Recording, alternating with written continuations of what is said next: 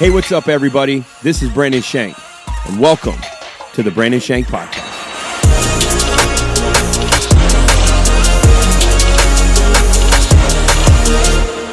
Hey, what's up, everybody? Welcome to the Brandon Shank Podcast. Always good to be with you. Welcome in my main man, my right hand, partner in crime, Corey. What's up, everybody? What up? I'm back. What up, big dog? Not much, man. How are you? Good. Cookie day. It is cookie Wednesday, day. cookie day. It's always cookie day. Corey got some extra cookies on his desk. Chocolate chip, always. Always and forever. Oh, yeah. It was good. I had one. Delicious. And a strawberry one. I crushed them. It took me under a minute. I'm going to eat it right now. I couldn't help myself. Don't eat in that mic.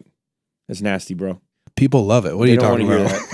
What do you call this podcast where people eat in the mics? ASMR. Dude, my wife would lose her mind. That would be torture for my wife. If you put her in a room, it could have the finest foods and a view of the Mediterranean. But if there was a noise in the background of somebody eating, it would drive her insane. Right now, we're going to eat a cookie. That's so gross. It's foul. Let's just get right after it. Let's talk about the victory or defeat. Let's talk about our brackets. All right, bracketology. I'm going to go ahead and tell you about mine. I don't have a team left for my Final Four.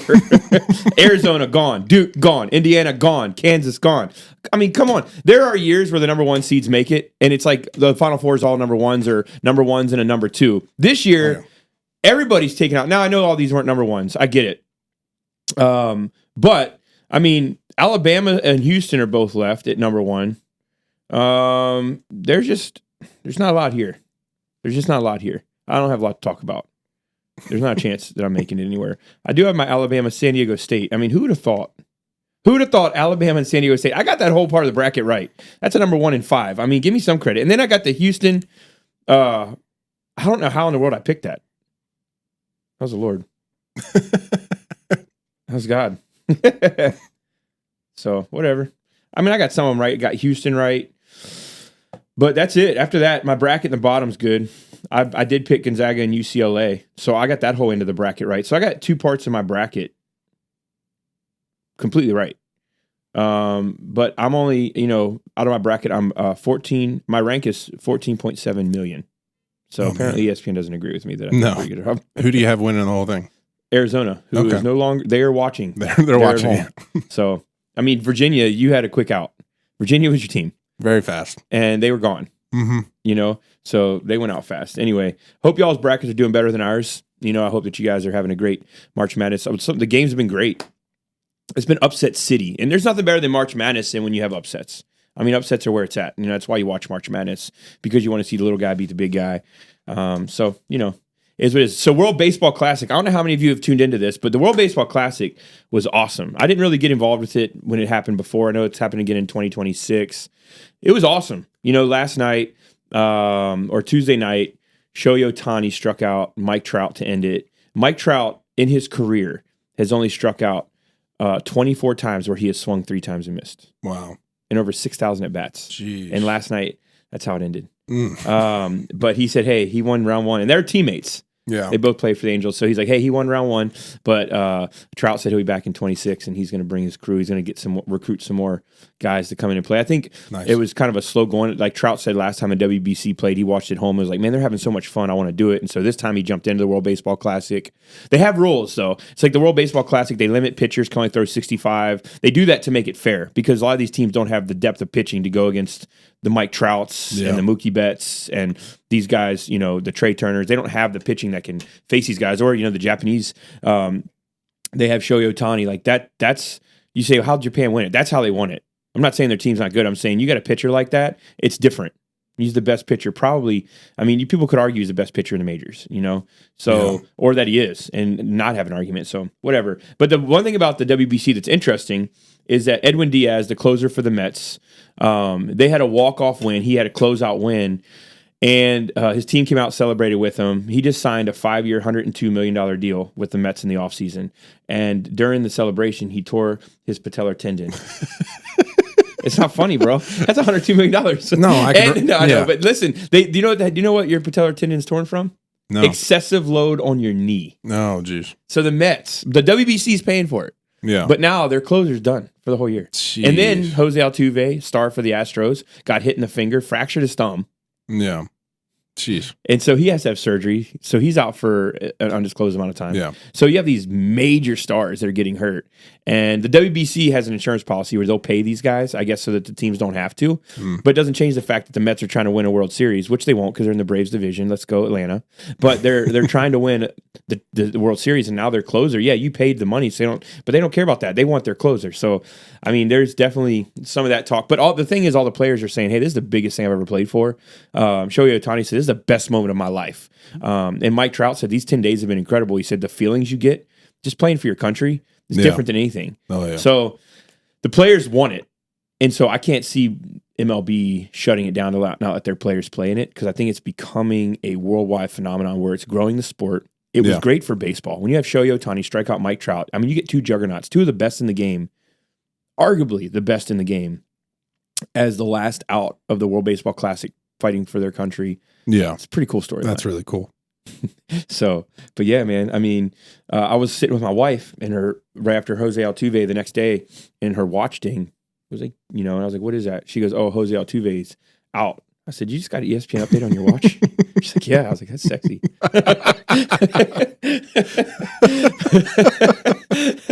But anything to bring the world together, man. I'm all for the WBC. And I think when the world can come together and watch something, I'm down. So yeah. I'm all for it.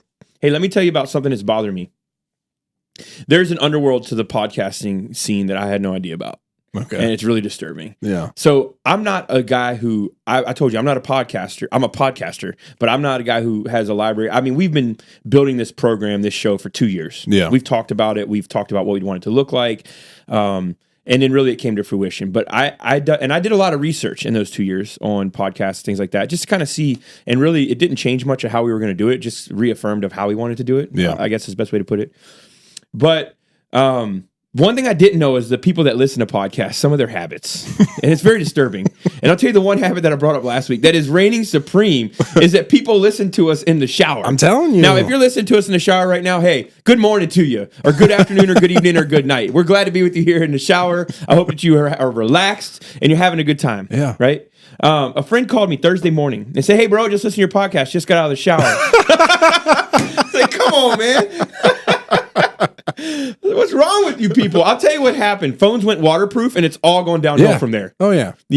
I mean, even last week, we talked about, our homeboy Buddy listening to us in the shower. What happened last week? Right after we talked about that. Yeah. What happened? The phone dropped. Phone fell out of the shower. It fell a long ways, and I think he had to get a new phone. Yeah. And the funniest thing about that is somebody was trying to FaceTime him when it dropped. That's right. Yeah. And he tried to hit end, and he was afraid it was going to pick up. And he's in the shower with his phone, and he's trying not to answer a FaceTime. That's why you don't answer. That's why you don't put your phone in the shower. It's just too many things that can go south, man. It's just too many things that can go south. We like to live on the edge. The bigger question is for me is where do we get this free time, right? I'm obviously not utilizing space as well as others because the shower, it's like my spot. Like, don't bother me, don't talk to me. My wife will talk to me. Sometimes I can't hear you. Like the water, I don't know what it is. I just can't. When I'm in the shower, I'm singular focused. It's probably the only time in my life I'm not doing anything but taking a shower and getting out of there. I hate showers. Really? I hate bathing. Oh, just in general. I hate it.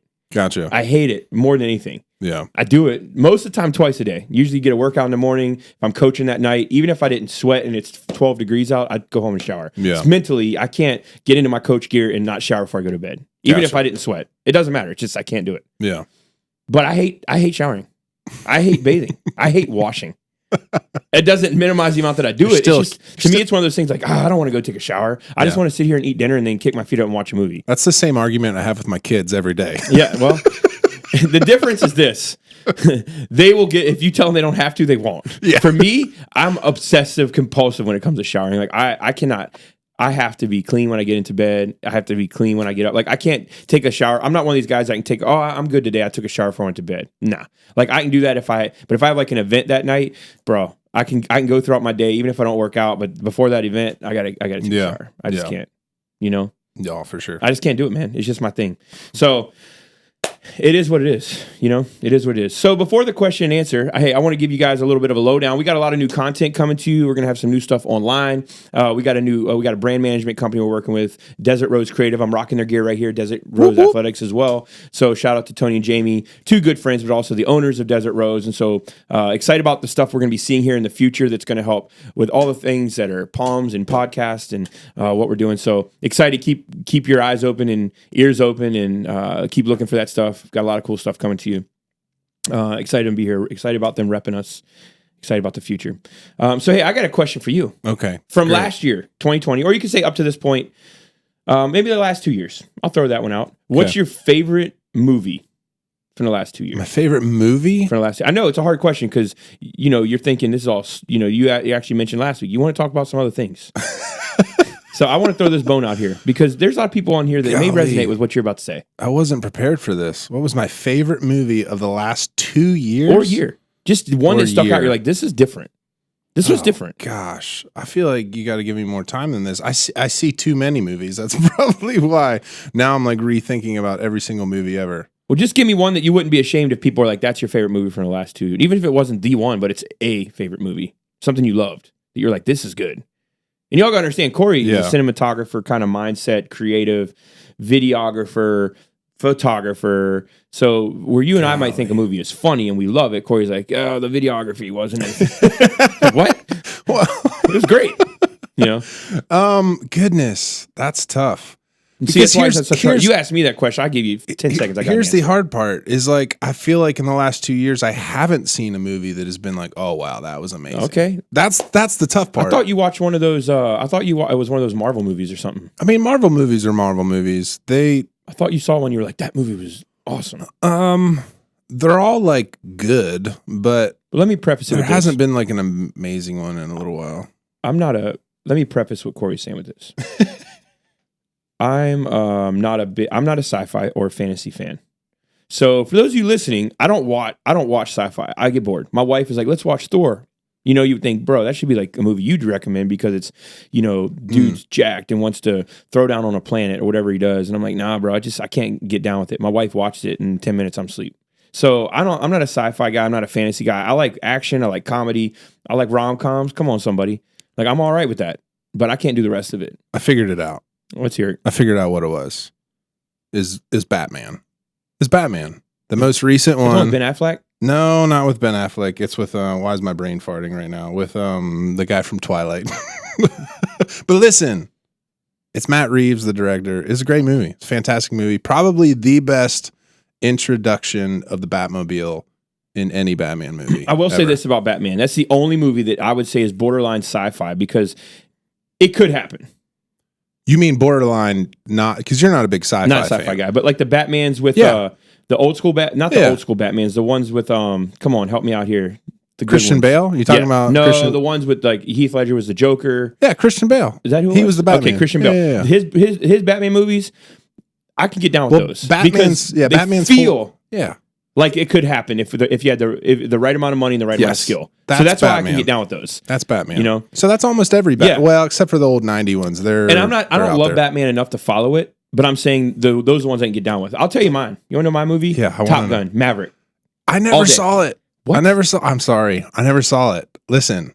It's been a great podcast, guys. We're going to have to sign off. I watched the old one in preparation for the new one. I've seen the old one, but somehow I missed it. I'll tell you why I loved it. Because there's very few times you can get a sequel that actually makes the original better. Yeah. And this movie makes the original better. If you haven't seen it, you need to see it. This movie actually makes you feel like it's a full circle moment of like, wow, the first one, when you watch it, you'll never watch it the same once you see the second one. It's a great movie. It's just a great movie, So let me ask you this. Is there a movie coming out you're anticipating? Something like this is the one. You guys, everybody listen, you got to go see this.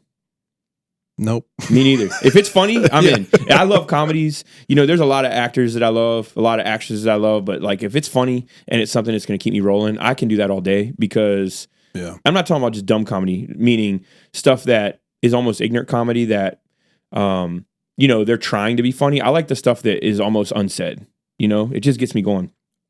I like to laugh. Mario is coming out very soon. Is that a comedy? Mario? Yeah. Super Mario? I don't know. Yeah, it's a How am I supposed to know that? Chris Pratt voices Mario. Okay. And all. I mean, my kids are looking forward to it. Okay, so I'm looking forward to it. It's okay. So animated. Animated. Yeah, my kids love animated movies. Oh yeah. Yeah. Who doesn't? What adult doesn't love animated movies? It's Super Mario. Animated movies are Jack awesome. Black is Bowser. Come on. So I have a heavy question. We're going right into the heavy right here. Oh geez. So let's do a little Q&A. Let's go for it. Let's bring it. You asked for it. Don't blame me. You asked for it. All right, I'm going to answer one question today because this is a big one. It's a power-loaded question from Jake. Jake, thanks for asking, but it says, how do we know how much we should pour into our own faith? Right? And then he says, how can we as Christians ever know if we're pouring enough into the Lord and my faith? I mean, this is I feel like this is a question that we all have had, but I think that the concern is, how do I know that I'm growing close to the Lord or if I'm doing enough to grow close to God? I think we always will have these questions. I think we make faith a lot about our effort and not a lot about God's ability. I think that this is what legalists are. Like, if you look into the New Testament, the Pharisees, they went to the temple, they prayed a certain amount of times a day. They wouldn't eat certain things. They would tithe 1/10 of their dill and their mint and all these herbs, but yet they would marry a woman and divorce her and give her a certificate of divorce just to marry another woman so they could have sex with whoever they wanted to and do whatever they wanted to. They weren't worried about God and the actual connection. They were just doing all of the rules to try to make themselves okay. And I know that that's not what Jake is asking, but I want to be very kind of clear on this.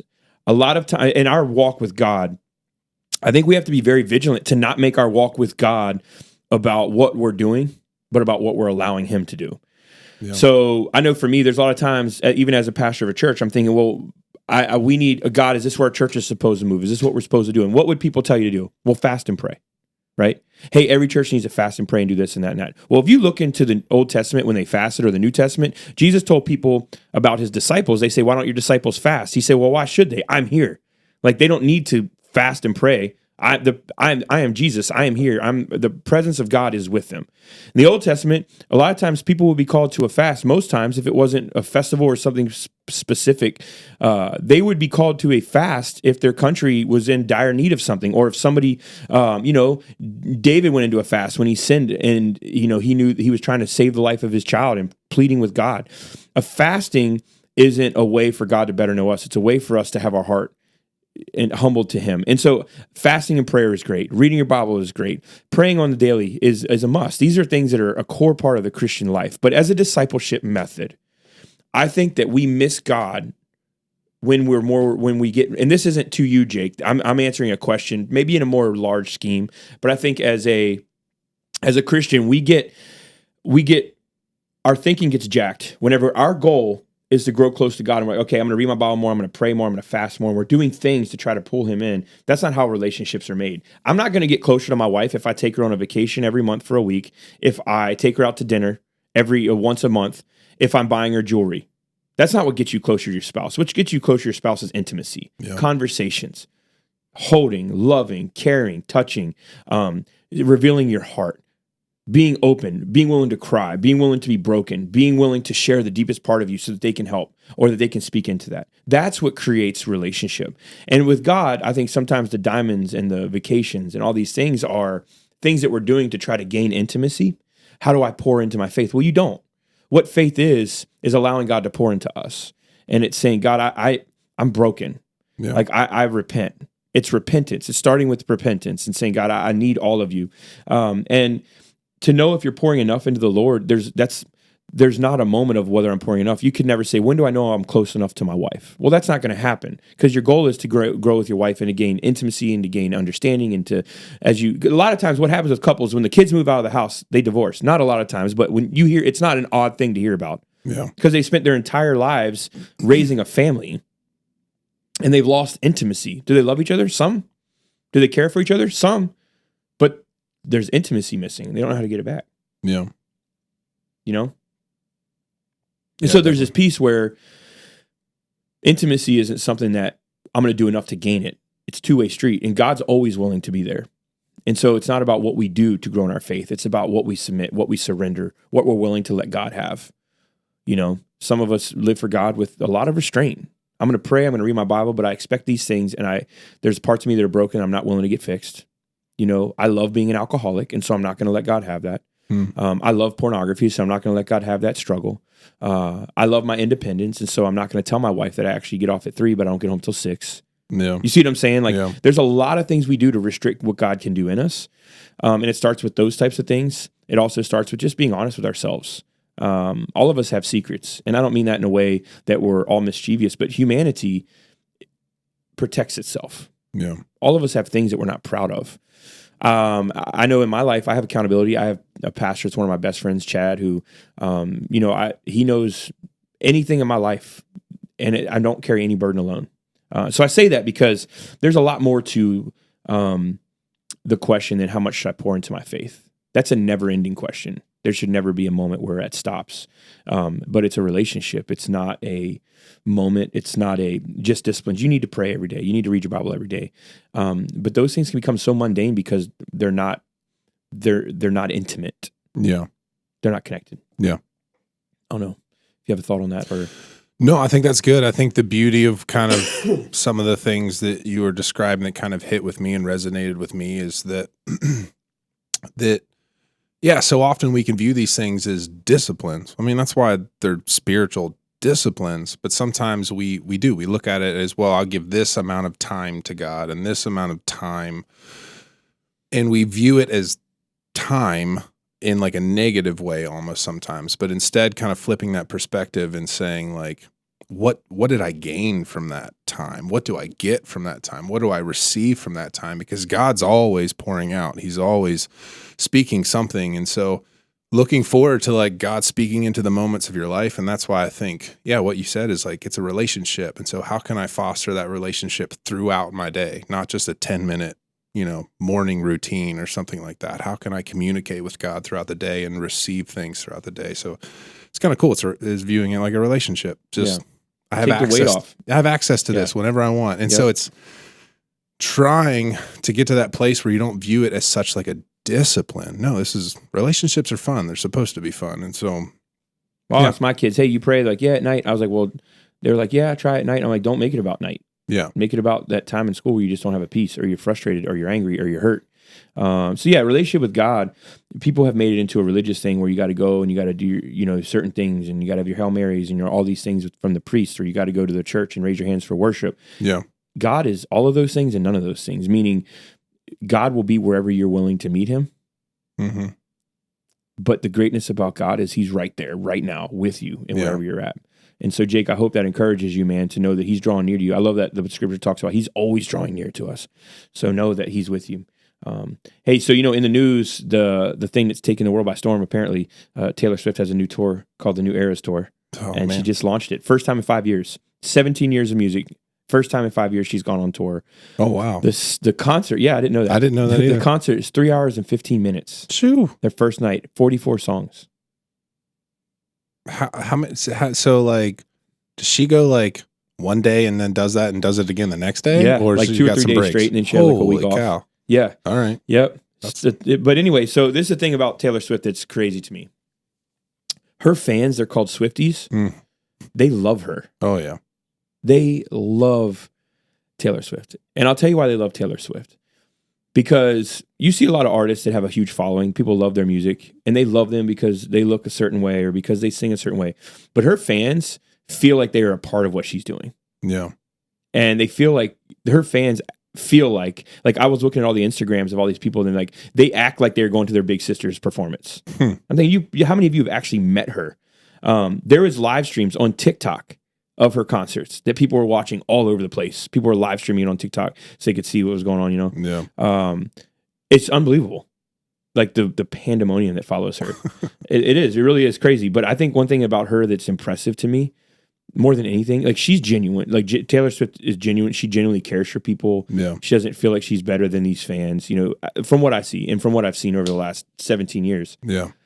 But Taylor Swift could teach a clinic on how to do community. Yeah. This is a person who I would say 90%, maybe 80%, 85% of these people will never, ever meet her.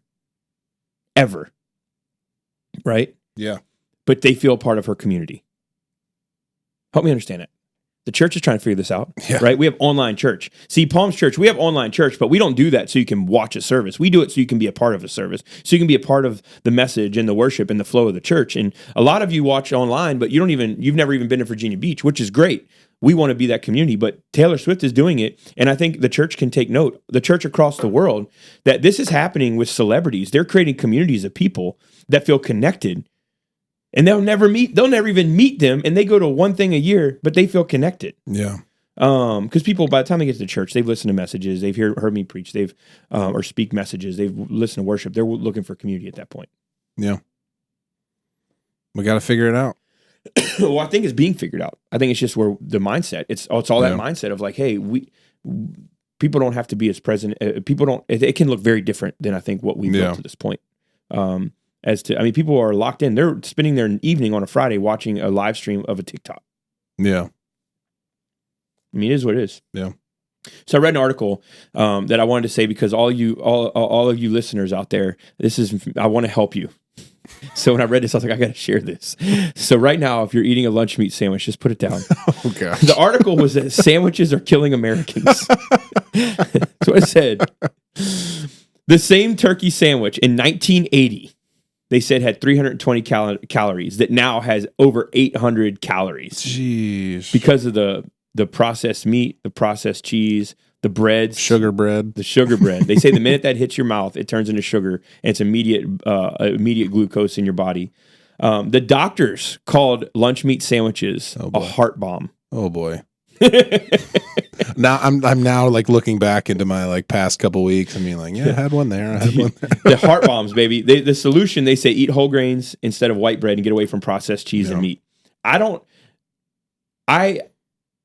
Who doesn't love a good lunch meat sandwich? They're delicious. They are delicious. Yeah.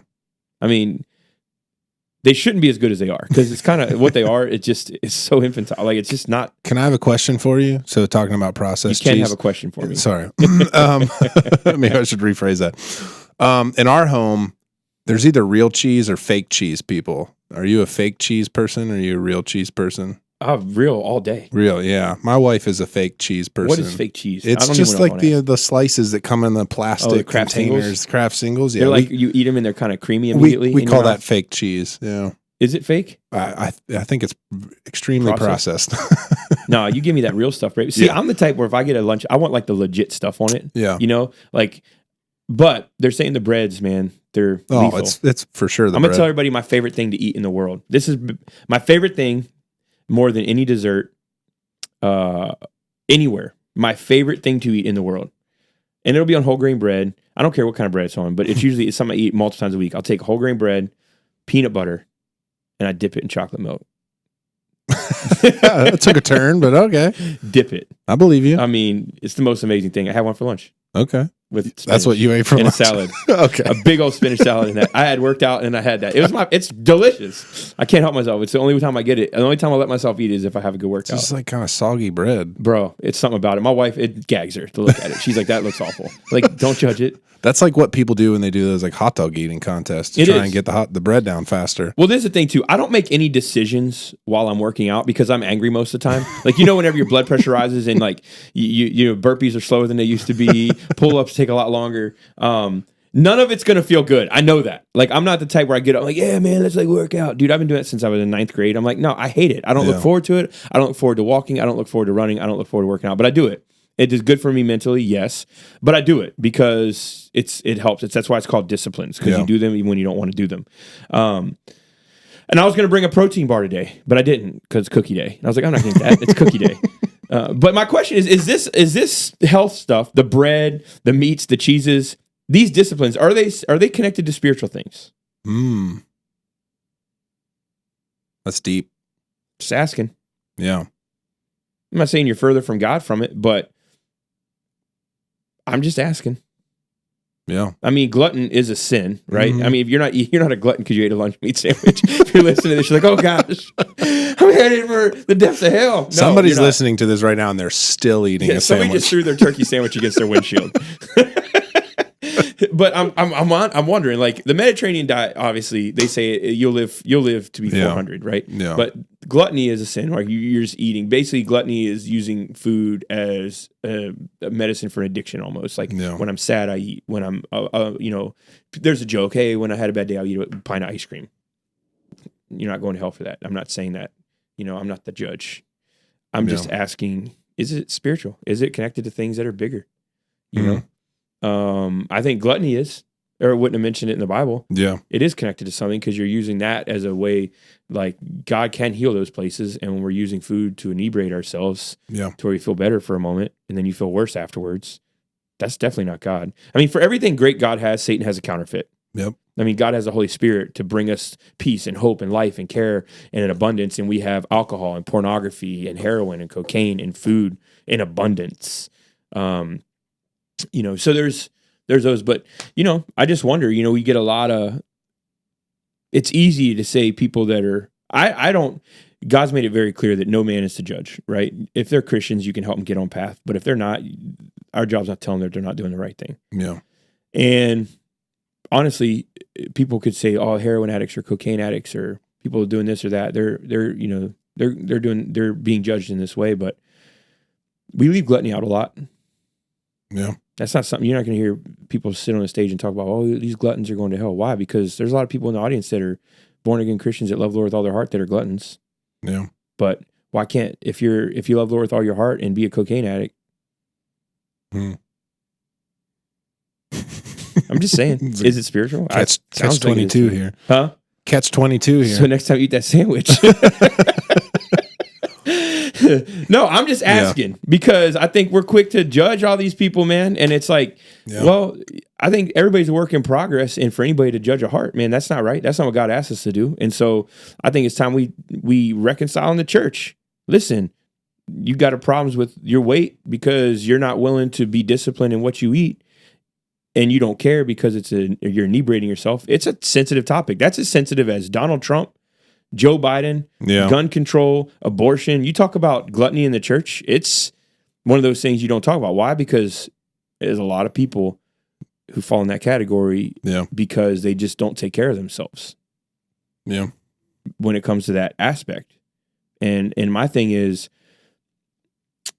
we're all in a process and we have to all be okay with that. But we ignore a lot of things that we don't want to follow because we feel like it's a little bit. Well, I think sometimes maybe you view it as, well, God only cares about the spiritual, and that's not true. God cares about you spiritually, he cares about you emotionally, and he cares about you physically. Yeah, I'm not saying you all got to be a six-pack and work out. No, I'm saying, eat what you want, have fun, enjoy life, but gluttony is different than that. Yeah, for gluttony is saying, I had a bad day, like, it's the same thing as saying, I'm going to go home and take the edge off and just start drinking. Yeah. Right? Gluttony is the same thing.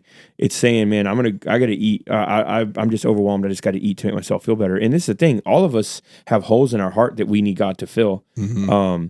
But this is a tough topic, man. Like, it's a tough topic. It really is. Because it's personal for all of us, in our own way. But I think it's just one of those things where heart bomb, that's pretty big words. Pretty big word. Just saying. Turkey sandwich. Huh? Turkey sandwich. Yeah, no more. If y'all eat lunch meat tomorrow, I pray that you just ask God. I think it's funny. You're like, Lord, just bless this food to my body. Bro, you're about to eat 12 wings and 3 pieces of pizza. Bless this heart bomb. Bless this heart bomb as I digest it. Let's just say, Lord, bless this food to my body and help me get some spinach for dinner tonight. Oh, man. The power of the selfie. I read this article. It was talking about never before in time have people been able to see themselves like they can today, and that people like being able to portray a particular image to others. And back in the day, if you were going to have a self-portrait, you think about this, people had to paint your picture, right? And then when technology grew, they would take a picture of you, and then you'd get to see it a time later. Yeah. But it was never for you to be able to take a picture of yourself and then develop it, because you don't know if you got the picture or not, right? You have to run in front of the camera and do the timer. You remember that back in the day? Oh, yeah. Quick, everybody run! And it didn't take, and then you go to walk back to the camera, and then it takes. Or just the mystery of sending off your pictures to a pharmacy to get developed. You have no clue what they look like. You have no clue what it's going to look like.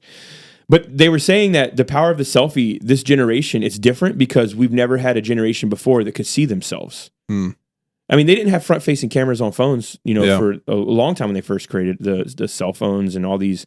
So they were saying this generation, the power of the selfie, I think we look at it like, man, people are so self-absorbed, they're self-interested, they don't care about anybody but themselves. But I think I don't think that's as much the case as it is people take pictures of themselves to portray a particular image to the world that they want people to see, but we've never been able to see ourselves like we can now. We have, and I think that's why there's so many people that are addicted, so many people have depression, there's so many people that feel less than, so many people that social media is a great tool. It is an incredible place to keep us all connected, and I love it. I love laughing. I have bulldog videos that roll up on my phone all the time. I can't. Those little guys are hilarious.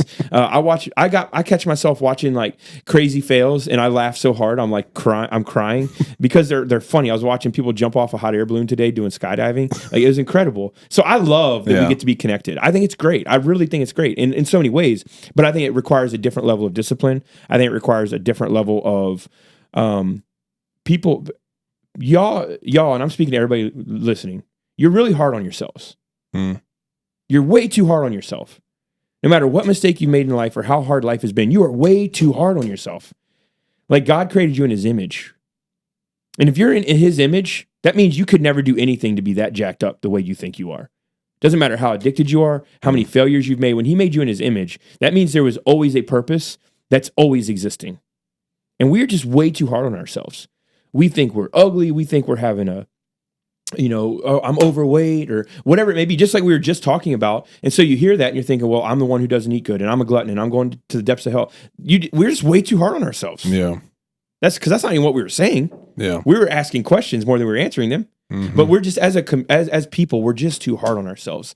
And when I read this, honestly, my heart broke for people because I was looking through the people who passed away in the last year. And a lot of them, some of them were really well known. A lot of them took their own life. Different influencers and things. And then I looked at some of their social media and they're beautiful people. Some of them, you could tell there was filters and all these other things on them, but I'm like, they're gorgeous humans. Yeah. And it wasn't enough for them. Yeah. They had what everybody wanted. They had the following and they had the finances and the money, and it just wasn't good enough.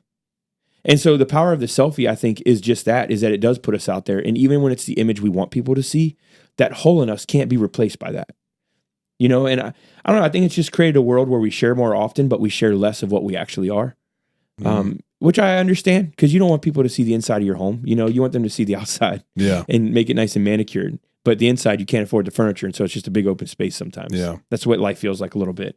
But I don't know, does it hurt or help? I don't know. I just really felt like I want to take a moment, and I just want people to know how much they're valuable. Like God loves you he created you in his image, meaning he took time as a creator of the universe, of the galaxies and all the stars and the billions of galaxies that are out there. He created you. He took time to create you with intricacy and design. And we get to see ourselves in a way we never got to see ourselves before. How many of y'all are at restaurants and you look at yourself in your camera and make sure you got nothing in your teeth before you leave? Like we have so many ways to constantly keep track of how we look right now that it creates even a deeper insecurity in so many people. And honestly, I think it's great. I love seeing y'all selfies because y'all are beautiful people. I love seeing you smile. I love seeing you have a good time. But I hate the hurt that's behind a lot of pictures because people, if it wasn't there, you wouldn't have all the people that aren't here anymore. Yeah. Or these teenagers that are struggling, man. I remember you get bullied in middle school growing up. You go home and just forget about it until the next day. Now, these kids, they can't get away from it. Yeah. But I think the power of the selfie, it's different than what I read, because for me, the power of the selfie, it's really powerful. And I'm glad we have the access. I think it's great technology, and I love seeing people. I just wish y'all enjoyed seeing yourselves a little bit more, That's good. Not in vanity, but just in the way God sees them, So my heart broke when I read it. I don't know. You need to take a selfie, Corey. Right now. Right now. Take a selfie and post it for all the world to see. I'll do it right now. Literally. Right now, during the broadcast. Right now. I'll do it. We're going to post it. This beautiful, beautiful ginger-bearded man. He's going to take a selfie for all the world to see during live production. Here we go. Give him a big old smile. Okay. I got to turn the camera around, though. There. Look at this. It's gorgeous. It's a beautiful man. It's a beautiful man. All right. Here's my final thought, guys. Here's my final thought. So Tyreek Hill, he's a receiver that played for the Chiefs, and then he went to the Dolphins last year. Amazing receiver, super fast. One of my favorite players in the NFL. He's hilarious. He's the guy last year that whenever their team punted the ball and it hit the guy, the blocking back in the butt cheeks. He said, hey, he's got really strong butt cheeks. Next time he catches that ball with his butt cheeks. That's Tyreek Hill. Hilarious. One of the funniest guys in the NFL, but he's one of the fastest guys in the NFL. And Tyreek Hill recently was at a USA track and field meet. I'm not sure how this all came to fruition, but he ran 60 meters and he won in 6.7 seconds against people competing in the USA track and field meet. He wasn't racing elite runners, but he still won. The world record for 60 meters is somewhere around 6.34 seconds. So but this is the thing, he probably won. If you go look at Tyreek Hill run 60 meters, he probably won this race by a second, which is 3 hours in the running world. If you win something by a second, you're winning by a lot of time.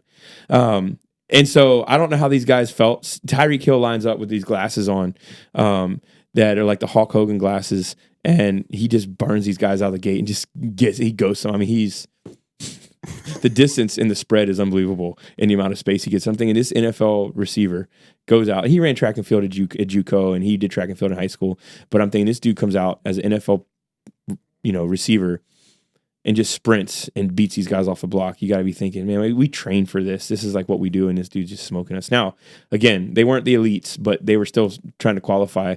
And he made it. So I don't know. I think when I saw that, I was like, you know what? Nobody can do that. Tyreek Hill, he's different. But I was thinking about just be you. Like, y'all just got to be you, because everybody is great at something. Like Tyreek Hill, when you watch him play, he's a great receiver, but he's fast. He's like a human joystick. Like, you can do anything you want with him on the field. But this dude goes out and runs in a USA track and field championship and wins it. Just burns people. And I'm thinking, how good are y'all at stuff? Like, all of us, you're great at stuff. There are some things in your life you are absolutely unbelievable at. You're smoking everybody else like Tyreek Hill did in this USA track and field. So the final thought is be you. I wish people would just be themselves, because you're not made to be a hamster in a wheel. You're not made to just be another human. You're made to be what God's designed you to be. Be you. Be something special, because you are special. And when I just couldn't help but be inspired when I read this. I'm like, man, y'all got to get out there and, for the love of God, line up in the blocks and just race. No. Like, race. Get in the blocks and run your race, man. Yeah. Stop trying to please everybody and stop trying to make it all make sense. Like, let God be God and run your race. Yeah. Like, get out there and do you. When I started this baseball program last year, I have no travel ball coaching experience. I coached for 1 year prior to this. I played football in college. I played baseball all the way up through high school, but nobody cares about that. But what I realized is that playing baseball at a high level and coaching baseball are two polar opposites. Some guys that have played at a high level, they really can't coach. And some guys that have coached at a high level really could never play. But you don't have to. They're different things. Yeah. Just like running is different than throwing the shot put. And what I realized is that God called me to something. He gave me the ability to do it. And he's like, just be you, Brandon. And it's taken a lot for me to have that confidence. But I'm speaking to everybody who's watching, everybody who's listening. Just be you. Because I know I've had to face my demons in the last year, starting something that I was insecure about, doing something I didn't think I could do. But God's shown me, you're good at this because I've gifted you in it and because I've called you to it. That's the biggest part, because I've called you to it. Yeah. It was never something I thought I ought to be great at, but I've called you to it, And I've never been scared of a stage. Even as a kid, I was in productions and plays for our churches and stuff, but I never really thought I'd be the pastor on a stage. But you got to be you, right? Yeah. You got to be you. You got to do what you are. You're a pastor, a podcaster, you're a coach, whatever it may be. You got to be you. And so I just want to encourage y'all, be you.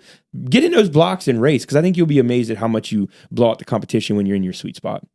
I love you guys. Let's pray for you. Lord, I pray for everybody listening, watching. Pray that they would know you created them to be, they're beautifully and wonderfully made. They're crafted, and there is precision tuning for each person. You're going to do things in their life that only you can. I pray that you'll be with them, guide them, help us to lay off the turkey, the processed meats a little bit, but to know you love us either way. We thank you. You're great. We're grateful, and we surrender. And everybody said, amen. We love you guys. We'll see you next week right here on the Brandon Shane Podcast. Peace.